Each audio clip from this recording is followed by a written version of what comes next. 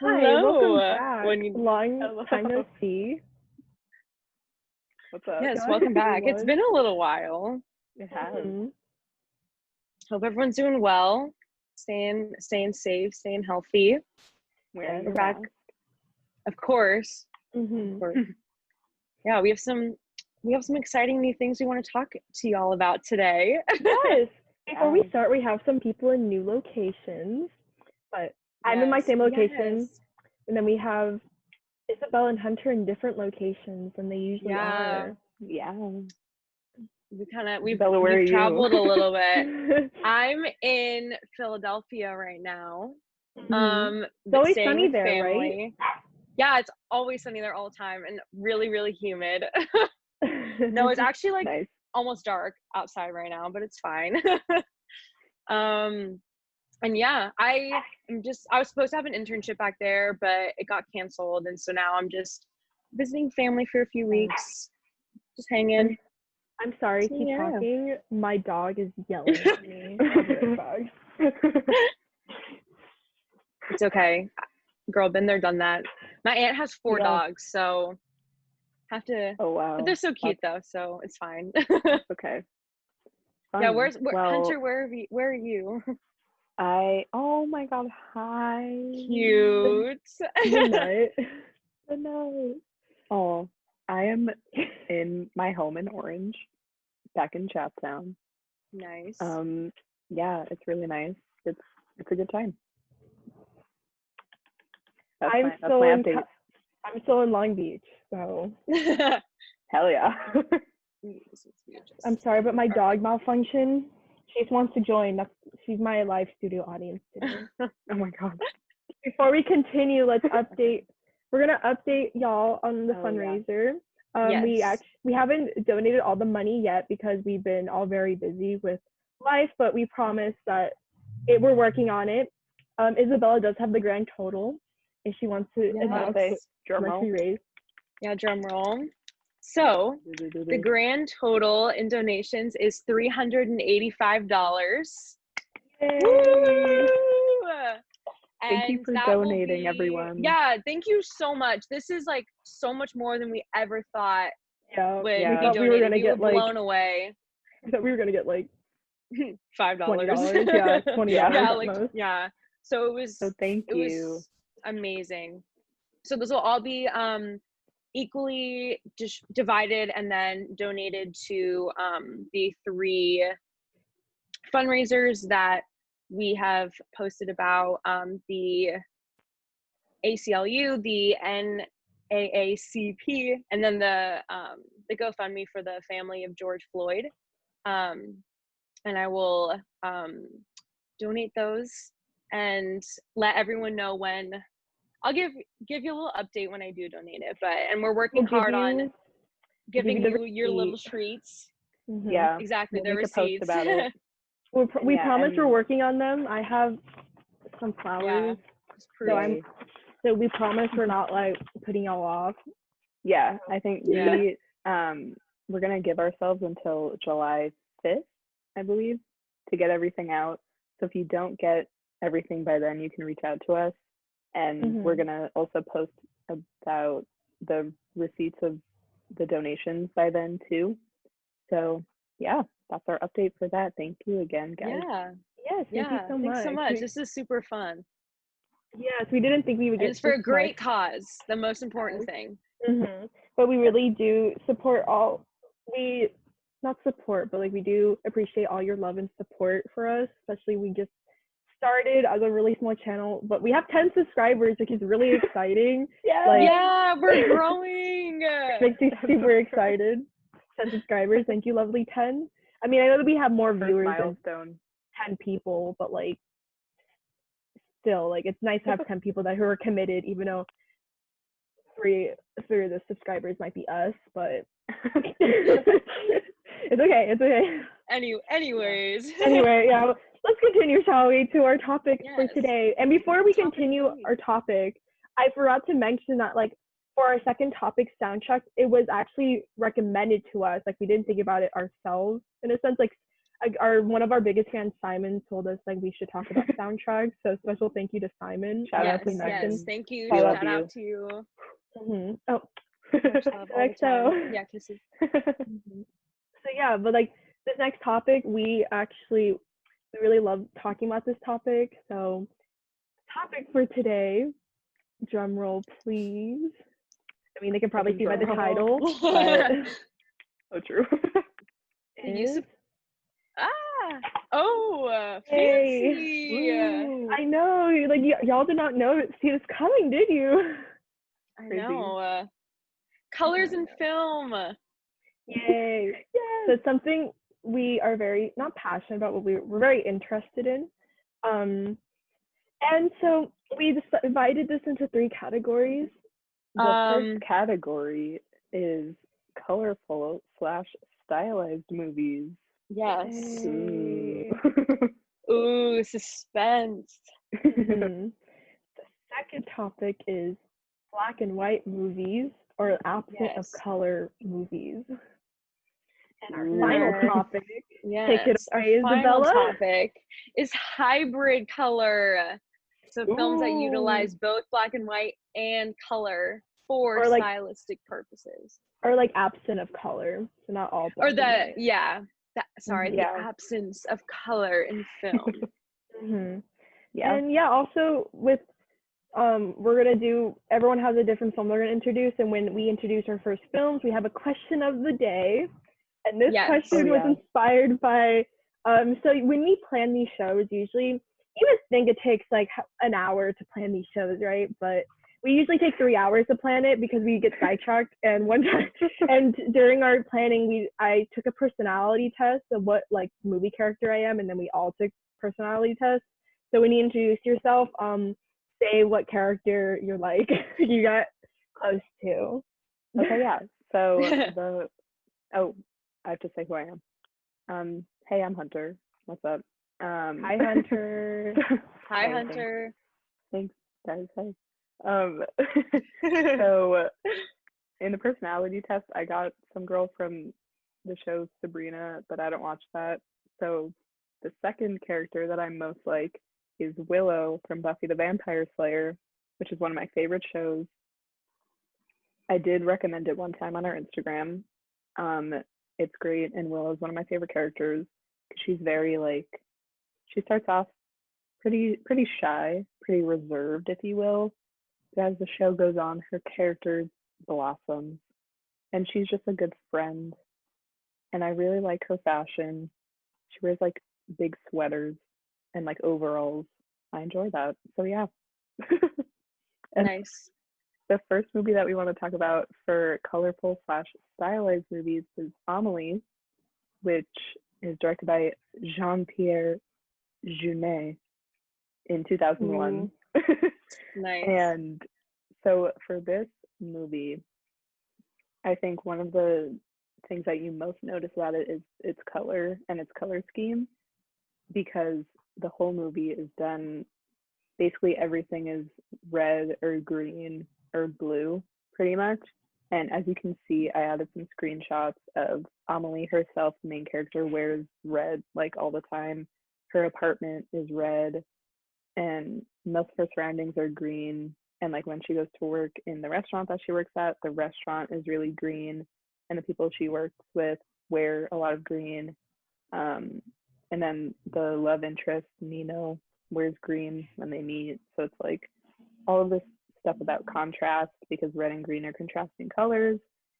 And also just going into the characters themselves, red obviously is a very warm, romantic color, and Amélie herself is very warm and very romantic, even though, I mean, she's pretty much been alone her whole life, but she still is very loving to other people, and she wants other people to be happy. So you can see that through her wardrobe and her apartment. And then something I found interesting was that when I was doing research, someone talked about the use of blue in the movie, which isn't used obviously as much as red or green is, but when it is used, it kind of shows her loneliness, because I mean that is a theme in her life. So when she goes to the movie theater, near the beginning of the movie, it's all blue, and she goes alone. So, you know, it's kind of like just showing you through color her story and her personality without necessarily having to tell you, which I think is really interesting. Yeah. The film also takes place in Paris, which is city of love. Yeah. And also, I rewatched this film recently after not watching it for a super long time, and I studied abroad in Paris, so flex there. But I went to I walked near Sacré-Cœur, which is where a lot of the film takes place, and like where Amélie lives. The little market she goes to every day, like I walked by there. I didn't include a picture, but I should have. But and I don't know, I think the film, especially since I've been there, I think it encompasses what it's like to live in Paris, because like you do see, like, it's very quirky where like she does see the same people every day. So when I was there, I remember at one point I saw a lot of the same people, and like they all have personalities. And I remember like one guy I remember the most is like at the bakery, like the same people work at the bakery. It's usually a family, and there was always like a homeless man that would sit in front and just ask for euros every time, and like he always said hi to me, and I walked by him and I remembered him. And then you see the same people in the metro, like I would see the same guy he'd have a bag and his little dog would be in the bag, and like the same place, same time every time I went to class. So it's when like I think that also, like, I mean the colors are a lot warm because I'm guessing it's Paris in spring, right? I'm guessing. I think so, yeah. Yeah, that's what it, like by the clothing and stuff, that's what it seemed like. Yeah. I was in Paris when it was winter, so I can't relate to that, but I feel like the color also made me super emotional. It's not a sad movie by any means. Not like, it's no. emotional. It's more emotional than sad. Like it brings up a lot of like feelings. Like the ending always like made me cry. I watched it when I was super young. I watched it again like a few days ago, and I sobbed at the end. Like when the ending. Do you guys see? Oh no! Oops. Okay. You know, see my mouse, right? Like this scene. I always cry at that part. I literally sob, and I don't know why I sob in that scene. But I guess it's like I feel like the movie does make you focus, like makes you feel like you're Amélie. So at the end, like you're just so happy. Yeah. And I really relate to her on that level. For sure. So yeah, it's very quirky film. Yeah, you have to, it takes you a little while to get used to like the style and kind of like it's very French. It's very French. Yes. And like that hairstyle is so iconic that she has. Only she can pull that off. Literally. It's very cute. When I came into it, like I didn't know what to expect. Like I didn't know anything about the plot or anything, and like it's just like so fun. Like it just makes you, it's so heartwarming, and like even just like looking at all the 3 stills that you put up, they're all just so distinct from one another, which is what makes it so fun. It's like every shot is like really well thought out. Yeah, definitely. And it also received a lot of acclaim in the States. And I remember it getting nominated for a lot of Academy Awards. I think it was nominated for original screenplay, I think. Nice. A handful. I want to say like it was also nominated for cinematography. I could be wrong. Anyone want to fact check me, they can. Here, I can look it up. Yeah. And so it did receive a lot of US acclaim, and I remember people saying it was like one of the, I put French films back in like America. I remember in my French class in Paris, I researched like what was the most acclaimed like movie in the United States that was French, and I think it was this film that like got like the most box office money, I think. Oh, and nice. So very popular. Yeah. I mean, we would not know because we were all like 1 year old when it came out. Yeah, right. Yeah. But I think a lot of if you talk to people, they will recognize the movie at least. Yeah. Okay. I got the awards. It was nominated for Best Foreign Language Film, Best Original Screenplay, Best Cinematography, Best Production Design, and Best Sound Mixing at the Academy Awards. Oh wow. Yeah. I guess Amélie. That was nominated. We can also so one thing I want to mention with like this scene on the right, mise en scène plays a very important aspect in this movie. I know not everyone knows what mise en scène is, so does anyone want to explain what it is? Ooh. I mean, you're talking about well, you can explain what it means. Okay. Basically, And basically, mise en scène is just everything you see on the screen in a particular shot, notably the production design, which are, you know, how the room or the scene is decorated. So in the one where she's in her bed, the mise en scène includes, you know, her bed itself, the blankets, the lamp, the little paintings, all of that stuff. And yeah, in Amelie, it's really important because there's a lot of setup and payoff in the movie, and so a lot of the production design comes through in that sense. And yeah, and that goes into color because, you know, they all fit into the color scheme, so they're aesthetically pleasing, but they also, you know, it makes sense story-wise. And I think it's like the mise en scène is very quirky in this movie. Like in the bedroom, she has like a paintings of like a goose and a dog with a cone on it. And like at one point they do talk to her. So yeah, and like a lot of very motifs in this movie too. And a motif is when like you keep seeing like a similar object. For example, her neighbor paints like the same painting every year, and it's a painting by Renoir. My grandma Wella used to have this painting hung up everywhere, so it has like a special meaning to me. I don't remember what the painting's called, but it's like a dinner. It's like a breakfast scene. So he paints that every day. That's a motif of like being together, and then there's like one girl he struggles to paint, which is like she's alone. Yeah. So yeah. So any final words on this film before we continue? No. Amelie is available to stream on HBO Max. Is that what it's called? Yes. Yeah. They will stream on HBO Max, so be sure to check it out if you want. It's French, so for people who don't like subtitles, get over yourself and watch a subtitled film.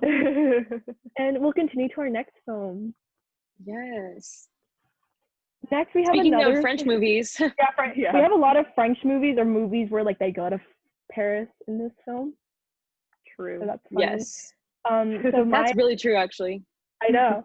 So my film that I'm introducing for our very colorful film is The Umbrellas of Cherbourg, or let me take a crack at my French, Les Parapluies de Cherbourg. Good job, good job. Nice. Cringe, I know, but so this. Oh, thank you. Merci beaucoup. So in this film, just by looking at it, it's a very colorful film. It takes place in Cherbourg, which is it's a real place in France, right? Okay. I don't know where exactly in France. Me neither. Somewhere. No, I'm not even gonna guess because I don't want to sound really wrong. Umbrella Cherbourg is about this young girl. She's 17. I know, surprising, right? She doesn't look 17, and she's in love, like madly in love with this guy named Guy, or us Americans will call him Guy. Oh no.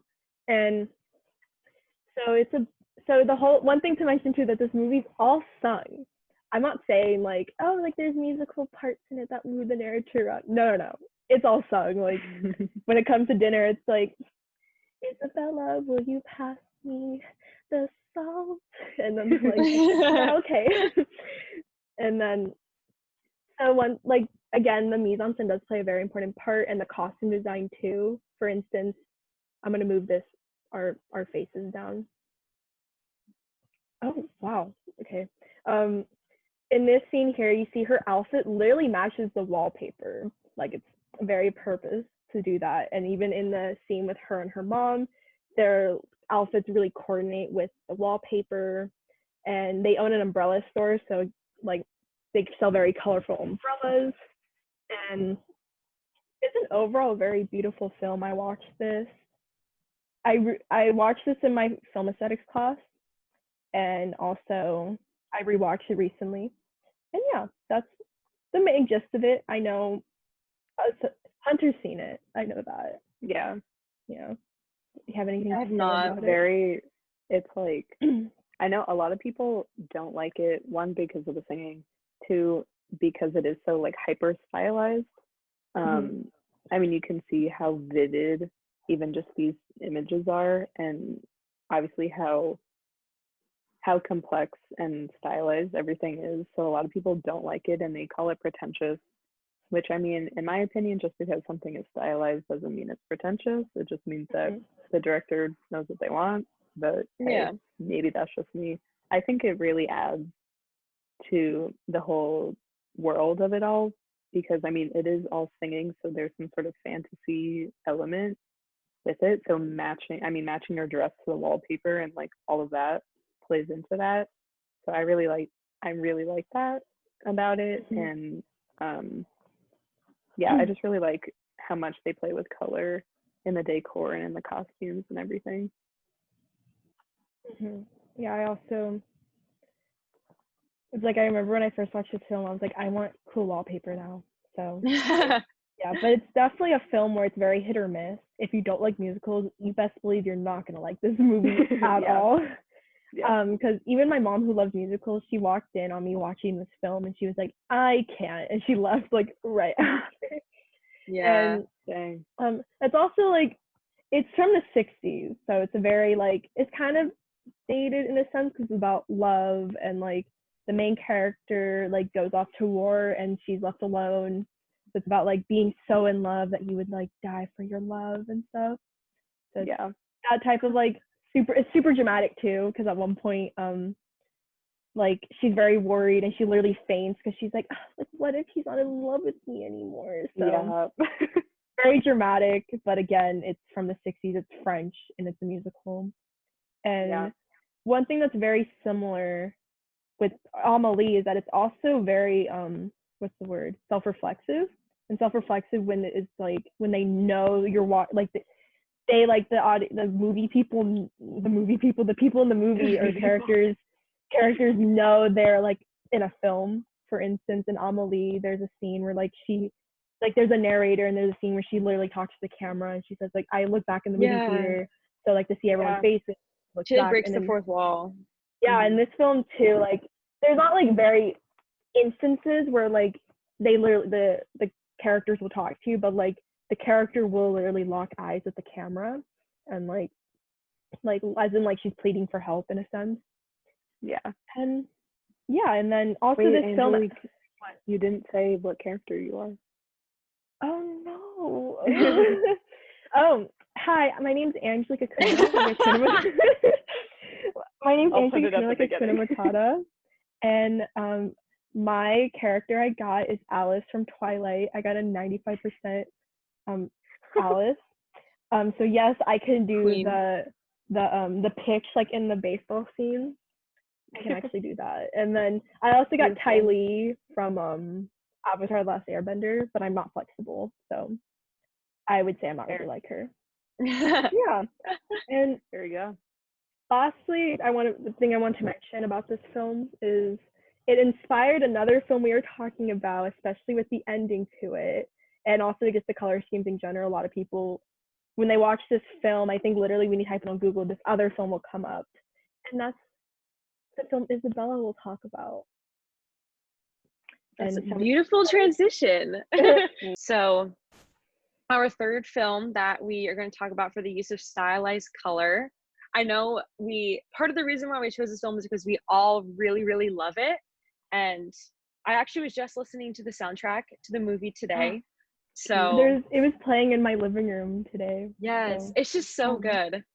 It is. But yes, obviously La La Land, directed by Demy and Chazelle, came out in 2016, and it takes a lot of its influence from The Umbrellas of Cherbourg because of its use of stylized color, and of course it's a musical and it's very romantic and just pays homage to the city that it takes place in. For La La Land, it is a love letter to the city of Los Angeles, and the whole film is about these two characters wanting to chase their dreams, making it big in Hollywood, whether through music or through acting, and it's about finding dreams and finding what makes like following your dreams and pursuing your passions.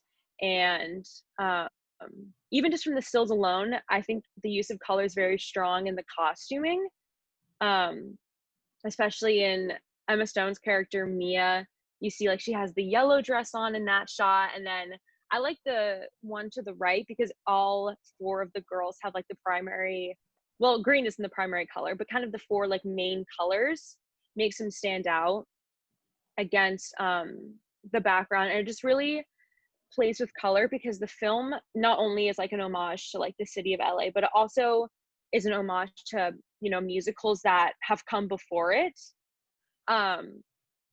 So, you know, Singing in the Rain, I mean, all of the movies of the 30s and 40s, and then even later up until Umbrellas of Cherbourg. So that's what makes it super fun to watch, is because like it's a modern movie, but it also has a lot of like old school elements with a little bit of like, it defies like the typical like ending and like plot structure of like those types of musicals. And I think the color really adds to like the mood because it's very whimsical, and that's where everyone's dreams come true when you're in Los Angeles. And the shot of Mia and Ryan Gosling's character Sebastian, there's kind of this like red mood lighting, which is kind of representing like romance and passion and just like how intense these characters are and how intense their relationship is throughout the film as well. So yeah, I know we all love this movie. So there's so much to say about it too. I know, like we can probably make a whole separate episode on this movie. One thing I think with the dresses, I want to say that like each color like is not the opposite, but like on the different side of like the color wheel. Yeah. So yeah. Also, ma'am, Miss iPad, we don't know what your name is. Oh my gosh, that's right. Oh yeah. I was gonna do it and then we had to transition. But my name's Isabella. Hello. And I don't watch the show about the character that I most like, so I have to look it up to remember. And his name is Oliver Hampton. Is an 88%. He's from the show How to Get Away with Murder. I kind of want to watch it now though because I want to know who I most like. Exactly. But I guess I'll say the next 3 that I got, I actually know these characters. So I got Marge Simpson, Meg March from Little Women, and then Jane Bennett from Pride and Prejudice. So I'm like the motherly characters, I guess. Cute. So, yeah. We love that. And yeah, you know, we would talk. I think we should cut ourselves short on this one because we can literally, like I said, we can literally have a full episode. Forever. Totally, yeah. But I guess similar to what we were saying about. Oh, sorry. Just like similar to what we were saying about like Umbrellas of Cherbourg is like just a stylized color. Yeah, and all super of that. similar. Yeah. It's like it's basically its counterpart. And also, fun fact that Mia's apartment is very close to my house, so I usually make my mom drive by it, and that's so cool. Like, where they dance in the street is in Long Beach too. So, really? Yeah, they film it. Like so the scene where he sings like City of Stars, like that's a few like beaches away from where I live, so it's like really cool. Wildland video where we'll all go to. Honestly. Yeah, y'all we ever should. want us to do movie vlogs where we'll go to movie locations? Like, we'll do it. That would be so fun. Yeah. I'd be down for that. Yeah. And with that, any final words? Because I know we could spend hours. So any like really quick final words you want to say about this movie? No. I'm good. I'm chilling. Go watch it. You'll cry. One thing I forgot to mention is Umbrellas of Cherbourg is also available to stream on HBO Max. I'm not 100% sure where you're able to watch La La Land, but I have the DVDs, so if anyone wants to I honestly don't think you can slide into Angelique's DMs. I think she'll hit you up. I think it's on demand, like on TV. It's playing free on TVs now. Yeah. So probably on like a movie channel or something. Yeah. So that ends our very colorful film part. So we will move on to our black and white or bleak tones, and I think Isabella's continuing. Yay! Oh, yeah, more of Miss iPad talking since didn't change my name. Actually, I don't think people can see our name. So if you don't, can they? I don't know. Think so. I really don't. I'm changing my name now. It's iPad guys. So yeah. Well, so now to completely change it around, now we're going to talk about the lack of color in the movie Frances Ha, directed by Noah Baumbach, came out in 2012, starring the Queen, Greta Gerwig, who most recently gained fame for directing Lady Bird and Little Women, which came out last year. And she stars as Frances, who is trying to make it as she is a dancer in a company in New York right now, but she wants to just make it big in life and just find her purpose. It's very like mumblecore, very slow, goes in real time,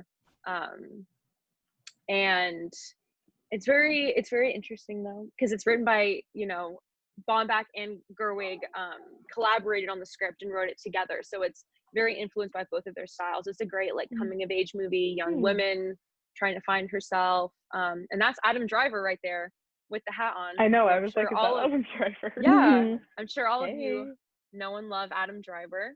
Love him.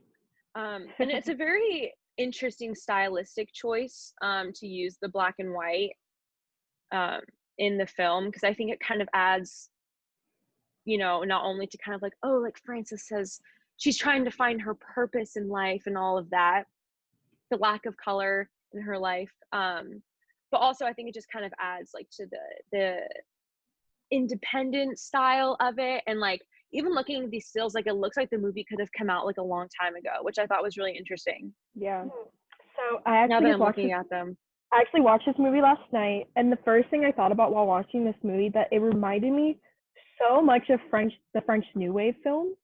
I don't know about exactly. And also she goes to Paris in the middle of the movie. So yeah. She goes to Paris.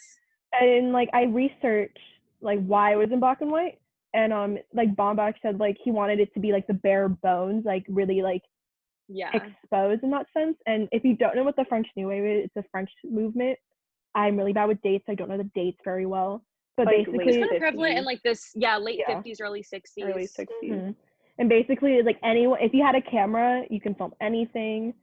And it's like very much bare bones, like a cinema where it's like they show real life, and it's not as like Frances Ha isn't as stylized as other French New Wave films, for example, like 400 Blows and Breathless.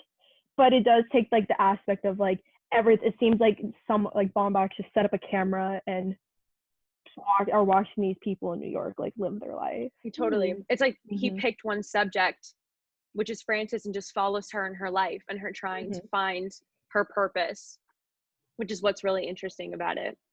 But yeah, that's like a really good comparison to like the French New Wave films, which is why I think it's so interesting. Yeah, and what else? I think the script very much reminded me of Lady Bird. Like, Greta Gerwig, her character really reminded me. Like, there's times where I really didn't like Greta's character, Frances. I didn't like her. Like, I was really annoyed by her. But I guess I can really see like where Greta Gerwig got her writing style from. Like when she did this movie, and like you can see that really shine in Lady Bird too. If you also like Lady Bird, I think you would enjoy this film as well. Totally. I think I found comparisons with Frances's character, and if you've seen the HBO show Gorls, the main character of that show is very similar to Frances in that 20-something girl growing up in New York, and they're both kind of annoying at some parts, but it's like realistic because it's like they aren't perfect. And I think that's what's so interesting about like these types of films, is like you just get to see like these flawed characters, but you still want to root for them. And it's just like, even though it looks like it's from like the 60s, like it's still very much a modern reflection of like girls in the 21st century. Yeah, like they all have iPhones and exactly. And even though they wish they lived in the 60s, but Yeah, and I don't think Hunter's seen it. So. No, I have not. But go watch it. That, you should. I'm convinced to watch it. It's also a very short film. It's only an hour and a half. Yeah. So, yeah. It's super short. I'll keep you posted. Yeah. Any final words for Frances Ha? No, yeah, that's pretty much it. Frances Ha is available to stream on Netflix if you want to watch the movie after. And yeah, we will continue on to our next film. Yay! Oh my gosh, it's my turn again. Wow. So the movie I chose for The Absence of Color is a much more pop. Like even though it's an indie film, I think it's still mainstream, if that makes sense. And I agree. I chose Roma by Alfonso Cuarón from 2018, and this movie is probably the most beautiful movie I've ever seen. Like me and Isabella were actually, I don't know if Hunter was at the screening, but Isabella and I were very lucky. We were lucky enough to see this movie, a pre-screening of it at Chapman. But the one thing I do have a problem with this movie that is it's a Netflix film, so a lot of people that have seen it saw it on the computer, and I mean, I saw it in the theater, and it was I cried while watching it. And it enhanced the experience so much. It was amazing. So if you don't know what Roma is about like a family in Mexico in the 70s, and it follows like the maid of the family, and they're more like a wealthier, like light-skinned Mexican family. So they're very privileged. They have a maid, and it just follows the maid's like her hardships, and like you see like the class division in like her life. And I don't remember why they decided to do in black and white, but I think it's mostly my hypothesis. Don't fact check me, or fact check me if you want to. Is that like it's based off Alfonso Cuarón's life in Mexico, so I think it's supposed to be like nostalgic, and it's based off his real maid, and like the maid is actually based off his real maid that he had in Mexico, and his maid for Mexico is actually in Y Tu Mama Tambien. I think she also plays a maid in that movie. And wait, really? Oh my gosh, she is. I think I want to say like it like it was a very special, because usually I had a nanny growing up when I was like really like super young, not growing up, but like when I was 4, and like they really take care of you like so much. My mom also had a nanny, and they're like a second mother, so it's very like that like bonding is very important. So that's why like it was a very emotional movie for him. And this is the first movie he actually did his cinematography himself. Like he usually has another person as a cinematographer. And I want to say this movie was so intense with like how he wanted to look, that he would dye, Alfonso Cuarón would dye certain clothing pieces, like so it would look good on his I was gonna say it looks very like he put everything in place, and he knew, like, even just I mean, I haven't seen it, but from these stills you can tell like a lot of heart was put into every little piece. Yeah, like I want to see this movie again, because it makes me so emotional just talking about it, especially because like I'm Latina, and so like I just love seeing Spanish filmmakers, and it's a very important film.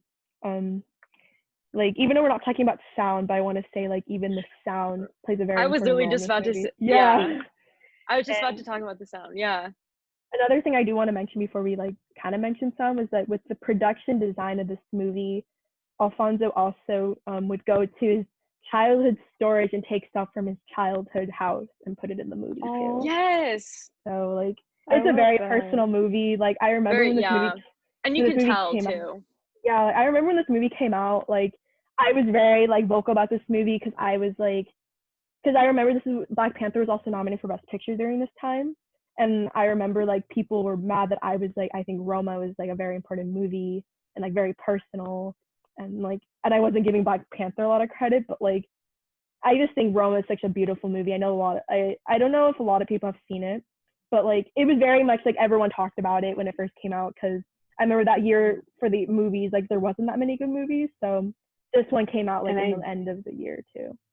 Yeah, and I think this was like the first big like Netflix feature, you know, like I feel like it was one of the first where like more serious films were being made, like being distributed by Netflix. Yeah, and it that's right. That was a big deal. Like, that was a big deal. It showed what like streaming services like have a place in like the Academy Awards, and people say like that's the only reason why I didn't win Best Picture, because this like the Academy is very like to like old school, streaming services, because they think like they'll put movie theaters out of business. So was this film correct me if I'm wrong, but was this like Parasite where it was nominated for both Best Picture and Best Foreign Film? Yeah, it was. So yeah, I think that was the first to do that then. Yeah. I don't think so. Or was it not? No, there was another French movie that came out a while ago called Amour that was also nominated for. Oh, maybe no, I could be wrong about that too. I know. I got you. Yeah, fact check us, Hunter. Yeah, well, we'll be doing some fact checking later. Like I said, Roma's available to stream on Netflix, and go watch it. I will. Okay. So this is the movie that I chose for Absence of Color. It's One Flew Over the Cuckoo's Nest, which is directed by Milos Forman. I hope I'm pronouncing that right. And it's from 1975. And it's based on the Kim Kesey book of the same name. And basically, I remember I watched this movie for an independent study I did in high school about mental illness in American film. And one of the first things I noticed was how bleak it was in terms of tone and color. And obviously, most of it does take place in a mental hospital. So, you know, the color plays a really big part into sort of bringing you into the setting. And you feel, I mean, I'm speaking from my own experience, but I felt very like close with everyone, if that makes sense, because like every shot was super bleak and kind of muted in terms of color. So you kind of feel like you're part of that when every shot is sort of the same tone. And even when they go outside, like in the still that I put on the bottom, it's still really muted. And because it is winter, you know, that just adds to it. And the topics in this movie are really heavy. And there's like a lot of different, you know, there's a lot of different characters. It is somewhat of an ensemble cast, and every character is sort of dealing with their own hardship, and they're all brought together by the Jack Nicholson character, which he comes in and kind of like blows everything up. But yeah, I just think that color in this movie is really interesting because it plays a lot into the setting and just kind of, you know, bringing you into it. And something else I found interesting was that in both of the stills that I included, Jack Nicholson is sort of the only character with like any pop of color at all. And I mean, that just brings the attention right to him because his character is very like center of attention, and he riles everyone up a lot, and he's just kind of, you know, there to have a good time, whereas everyone else is like going through a lot and struggle. I mean, he is too, but you know, he kind of doesn't take it as seriously as everyone else. So I think that's another interesting way of using color in this movie. And yeah, I think, you know, it is obviously very dated in terms of mental illness and all of that. But I think in terms of color and absence of color, it's very interesting to study. Yeah. Well, It's Isabel, a really good choice. Have you seen this movie, Isabel? I haven't seen the movie, but I read the book when I was in high school. Same here. I can't say a lot about the movie, but I did read the book as well. Yeah. I cried when I read the book really hard. It's sad. But I remember my AP, not my AP, well, she was my AP Lit teacher, and she was my sophomore English teacher too. And she would say like, I read the book, but I never watched. Oh, so she was like, she read the book, but she never watched the movie. And I was like, oh, and I don't know why, like, I kind of just followed that too, but like, I've always wanted to watch it. You should. It's interesting. I think it's the same thing with Clockwork Orange, where like you want to watch it, but then you're kind of scared. You're walking into a very heavy movie. So especially reading the book first before going in.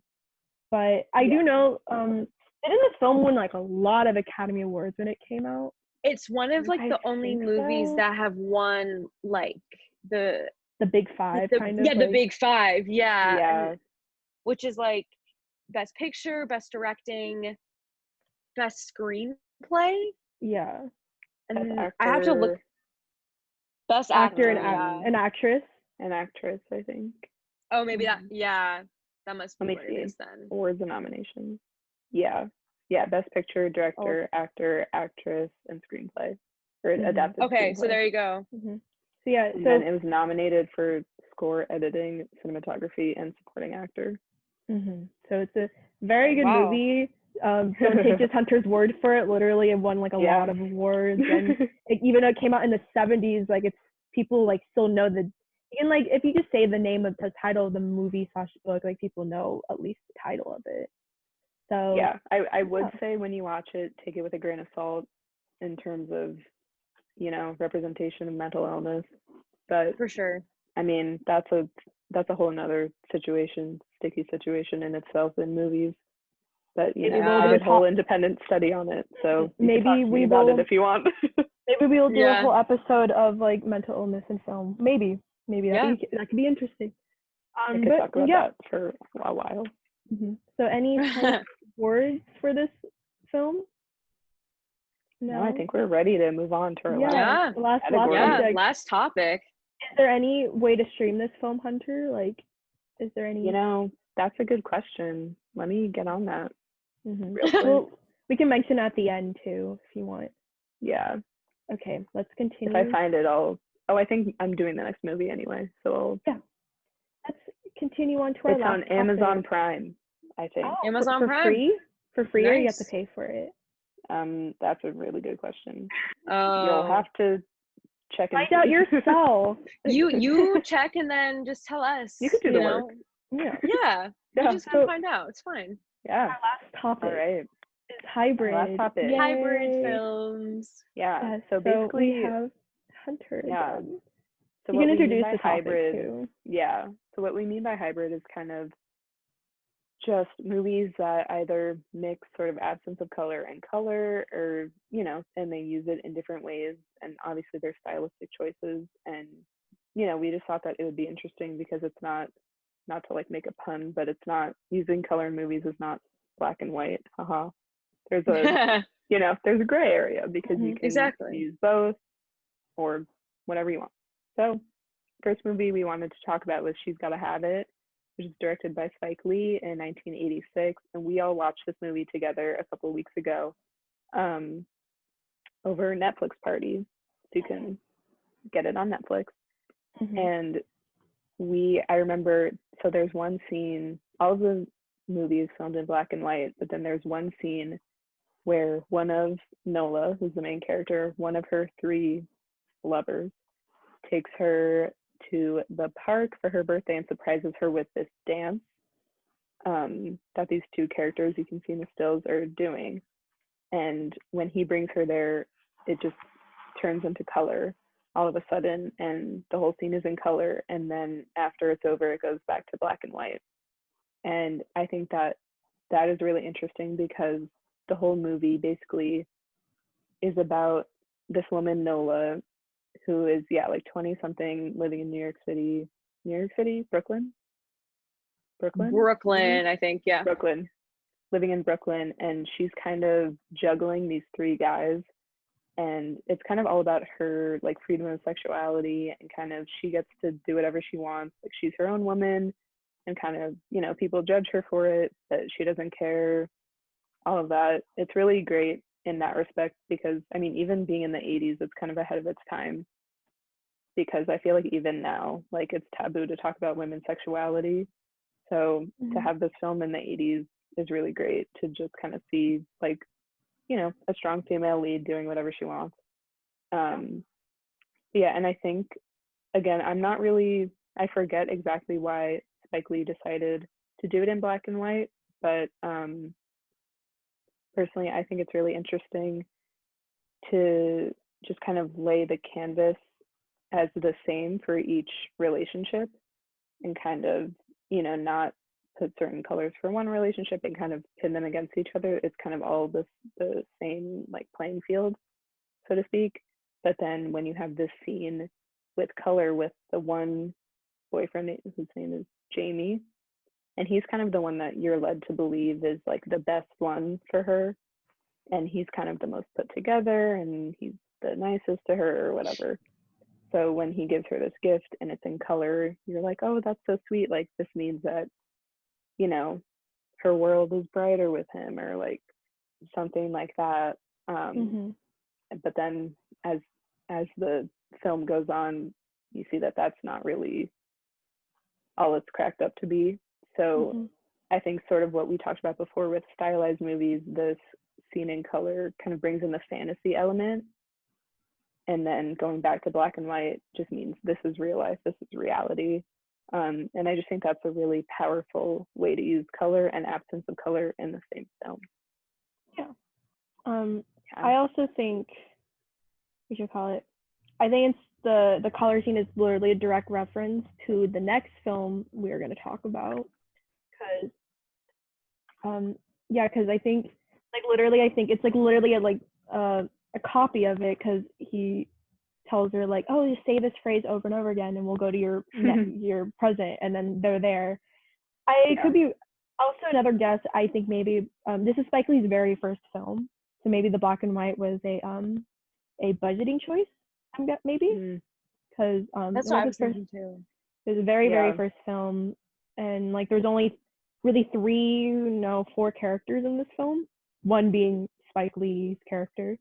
And so it's a very, like, it's in a more, not an ensemble film, but it's very focused on its characters. And the production design is also, like, main character, she's an artist, so you see a lot of her paintings, but it is weird to see it, like, all her paintings are in black and white because the movie's in black and white, so you don't get the full aspect of it. That's all I have to say about that. Isabella, do you have anything you want to say about it? I think in terms of, like, the color aspect of it, I think having something be in black and white is, like, always very, like, empowering, in the sense that, like, you know, you have this young woman, again, I guess kind of similar to Frances Ha, and, like, that she's a young woman who is kind of trying to, she's obviously defying all boundaries and of what it means to be a female, and just kind of totally owning her sexuality, which is really cool. So it's like finding her way in, like, a black and white world, and how these men have kind of, like, changed her life, for worse or for better. So I think it kind of, like, can be, like, a reflection of, like, her own personality, and how, like, even, you know, she doesn't show that much kind of, like, remorse or, like, questioning of, like, what she's doing, which I think is, like, really interesting. But that's kind of, like, what I thought was cool. Okay. Awesome. Right. So you can stream this movie on Netflix, and we will continue on to our next film. Isabella, take it away.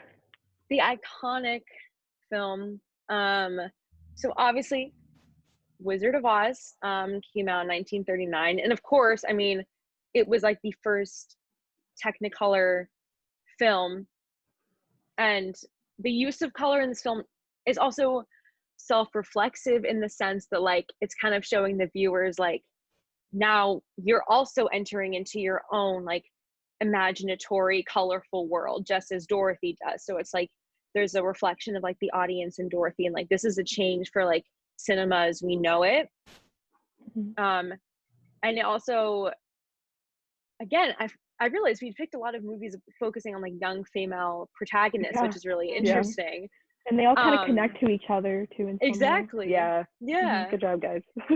Good team. Good job, team. Way to go. And again, just like Dorothy, you know, she is a young girl, and I feel like her kind of entering, like, this colored one can be a representation of her growth, and like, you know, maybe just seeing, you know, the world as an adult woman, and how colorful and how scary and crazy it is. And I mean, it's kind of like the quintessential example of, like, the use of color, because there is, like, that stark transition of, like, oh, her home life is boring and dull, and that's what like, the color in the beginning, that's what it's supposed to represent, is her boring home life. And of course, Oz is colorful and magical and escape from reality. Then there is this interesting twist where it's like the black and white actually is, like, home for her, and, like, symbolizes comfort. So there's kind of, like, a change in the use of color by the end of the film, which is really cool. And What was her boss's class? Like, if you haven't seen it, go see it. I think The Colorful World is like an image of what she wants her real life world to be, because every character and every like villain is based off someone in her real life. And and side note, I was the biggest fan of this film growing up. This is my favorite film growing up. I literally dressed up as Dorothy. I had a story, like a Wizard of Oz themed birthday. I literally have proof how big of a fan I am of Wizard of Oz. Let me get. Oh no. I'm scared. What are you getting? She's literally the same type of dog as Toto, and I wanted to name her Toto. Oh my God, true. That would have been so cute. So like I literally dressed up as Dorothy, and I was like, my Toto, and she literally follows me around like Toto. So yeah, Really love her. cute. But yeah, I was the biggest fan of this movie. I literally watched it so many times. I literally did like a book report on Judy Garland. So yeah. Yes. Legend. Hunter, anything you want to say about this movie? I don't think so. I mean, I think what Isabella brought up kind of about the twist at the end with the use of color is definitely interesting, and definitely, you know, paved the way for color theory in film, because this is, you know, the first Technicolor film. So I think that it's really interesting, and definitely, I mean, it is a movie a lot of us grow up with. So then if you rewatch it after like going to film school or, you know, whatever, just like experiencing more, it's definitely interesting the other things that you notice. Yeah. Yeah, literally would die for this movie. Maybe we'll add on our Instagram a picture of me dressed up as Dorothy. Oh my God. Have you seen Wicked? Yes, I saw Wicked live. Yeah. I think there was supposed to make a movie. There's just like a movie of like Wicked, right? I wouldn't be surprised if they were trying to make. I would be down too. I'm not surprised if they were making one. Kristen Chenoweth, what's her name? Chenoweth? Yes, Kristen Chenoweth and Idina Menzel. Or no Adele, one get the band back together. Except for them. Adele Dazeem. John Travolta can be the cowardly lion. Yeah, now he or has something. to be in it. Exactly. Wait, the lion's not in Wicked. I don't know what I'm saying. I haven't seen Wicked in so long, so. The like baby version of the lion is in Wicked. The little cub version, right? Yeah. I don't know. I think. I mean, Isabella's the only one that's seen it recently. I know, I'm the one that's seen it recently. Yeah, I saw it in London. Yeah, and it was my first time seeing it too. And I like, I didn't want to know what happened in it, so I like saw it and I was like, oh my God, this is amazing. So cool. How like everything connects at the end. So like I had no idea. Now I want to see it again. I know. Oh my gosh. We can go. Maybe we can stream it, or we can go out and watch it. Live stream it. I mean, Hamilton is gonna be like the. Yes, I'm so excited for that. A watch party? You don't even know. I'm down, honestly. That'd be really fun. And last but not least, we're gonna be talking about Willy Wonka and the Chocolate Factory. This is a very classic movie. I love this movie with all my heart. It came out in 1971. We're not talking about the other one. Let's just pretend we don't see it. But I like the other one. I mean, I like the other one. I was like, I kind of like it too. I mean, we're just pretending we don't see it for now, because I don't. For now. I mean, that we can argue that was even more stylized because it's Tim Burton and another full episode of Tim Burton. So, so in this film, we thought it was a hybrid, because when they have scenes of outside the chocolate factory, it takes place in winter, so it's very dull, very like all the colors are muted, and then once you're tucked into the chocolate factory, it's all flashes of color. It's supposed to be a new, different world, and that's pretty much the gist of it. Like when it comes to like the imagery of it, outside the factory, like again, like I said, it takes place in winter, so of course like there's snow. Everyone's wearing like dark colors and jackets. I think it takes place in Europe too. I could be wrong, but I think it does take place in Europe. And so everyone like, I think it does, because I think like they have probably like England. Not all the kids. I thought it took place in America. Some of the kids are from America. So Oh. I could be wrong, but I got used to you. I got like, you. Charlie's uncles and like aunts and uncles have like German names. They kind of have like very like Ooh, okay. Augustus Let Gloop. me see.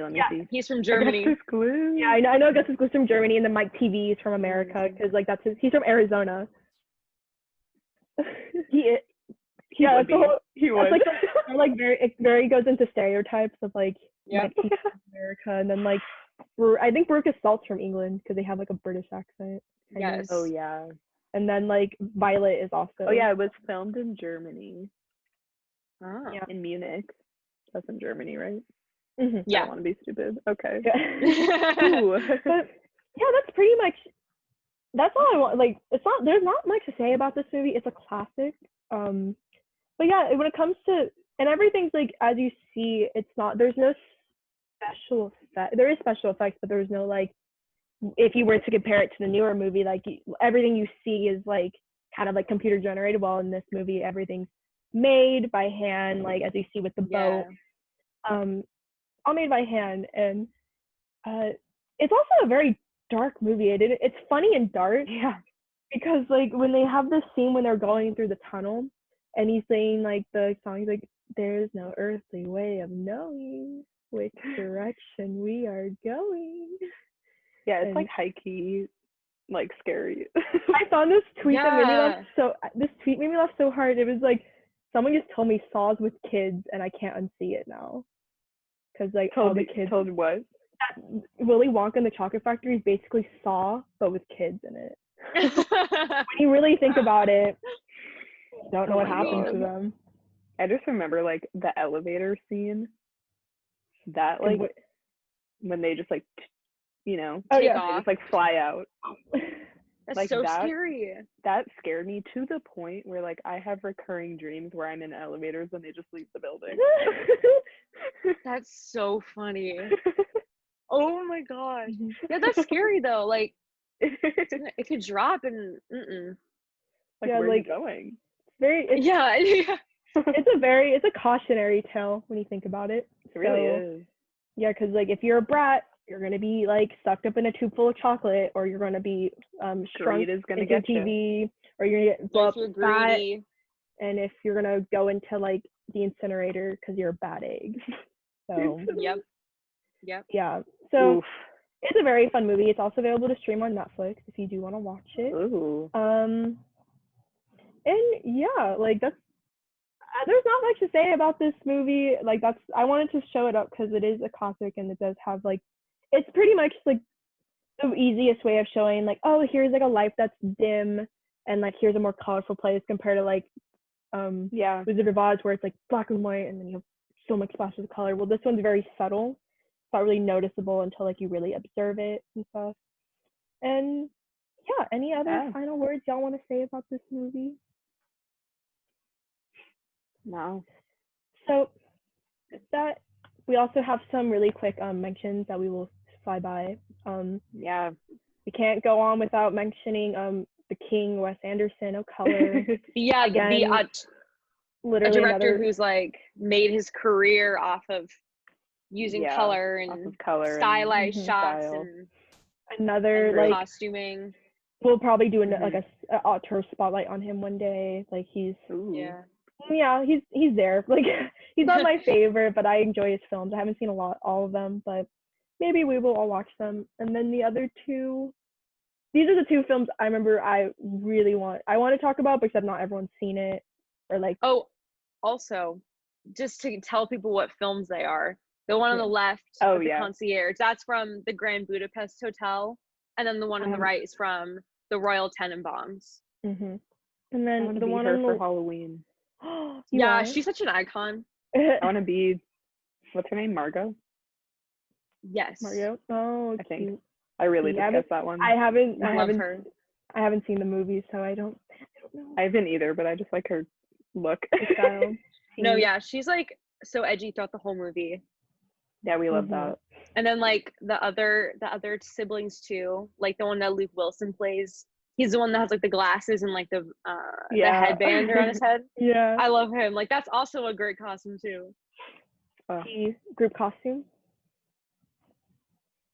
To be continued. And then the last two that were special mentions is The Shape of Water. That's one of my favorite movies. But again, it's one of those movies where you either hate it with all your heart and you literally want to just throw it out into the trash, or you love it with all your heart. I'm the one that loves it with all my heart.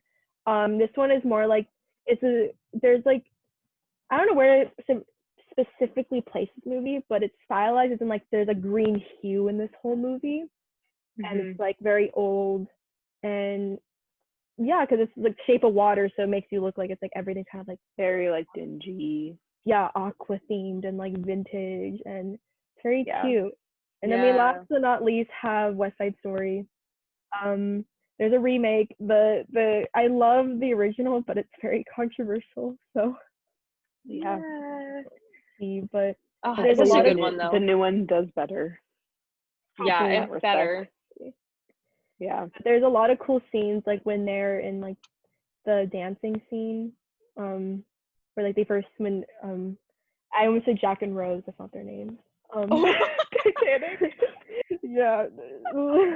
Maria and Tony. Yeah. Maria Jack and Rose. Jack and Rose. They see each other and it's very stylized, and this is when they're on a boat and it's crazy. Oh gosh. Yes, this is the clip where he's singing Maria, and like it's like he's fallen in love, so the background's all like romantic, and he's walking through the streets, and then he marries her the next day. Don't you just love? Am I right, ladies? Yes. Like the dream. Those Romeo and Juliet style stories. I've heard that. Sorry. Oh, am I right, ladies?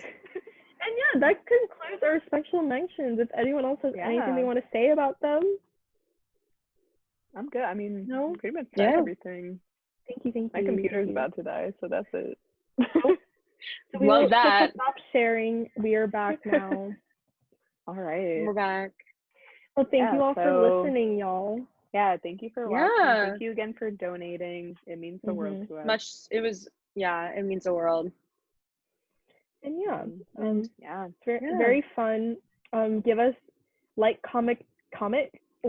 comment, and subscribe. Maybe we'll get to 12 subscribers. That's a good goal. Yeah, that's a goal. Next episode, 12 subscribers. If you watch and you don't subscribe, are you a true fan? No. Actually, if you just watch the show, we very much appreciate it. But it'd be nice to have some more followers. But we're mostly doing it for fun. It's all fun. Yeah. Do you have any other recommendations of shows you want us to watch? We maybe thinking about doing some more fun shows that like are game centered. We're like talking about movies and anything you want us to talk about.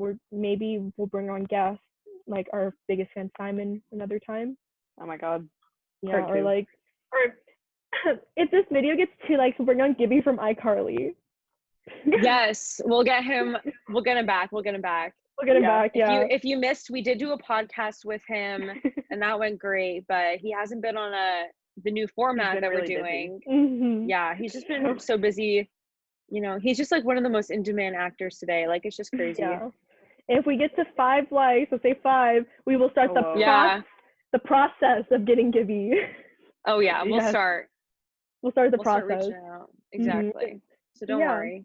Mm-hmm. So yes, join us sooner than later. Maybe we'll get a consistent schedule going on. And well, okay guys, we love you so much. Love you. Thanks for tuning in. Stay safe. Much love. See you next time. Mm-hmm. Bye. Bye. Bye.